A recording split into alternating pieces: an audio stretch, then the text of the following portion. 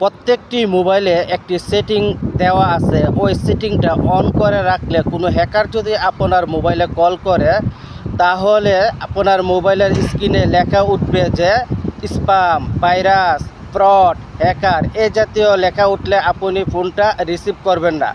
Receive করলে আপনার মোবাইলের টাকা কেটে যাবে, এমনকি আপনার মোবাইলের তথ্য এমনও হতে পারে আপনার মোবাইলের সমস্ত কন্ট্রোলও তাদের কাছে চলে যাবে। এবং এই সেটিংটা যদি অন থাকে তাহলে কোড নাম্বার সহ, মানে যে রাষ্ট্র থেকে ফোনটা করছে ওই রাষ্ট্রের নাম এবং ওই রাষ্ট্রের কোড নাম্বারও লেখা উঠবে। কিভাবে সেটিংটা অন করবেন চলুন দেখি। এই যে ফোন এখানে ওকে করে, এই যে উপরে 3 ডট এখানে ওকে করে, সেটিংয়ে ওকে করে, এই যে লেখা কলার আইডি অ্যান্ড স্প্যাম, এটা যদি অফ থাকে বাস অন করে দিবেন। এতে আপনি এবং মোবাইল দুটোই নিরাপদ থাকবে। ধন্যবাদ।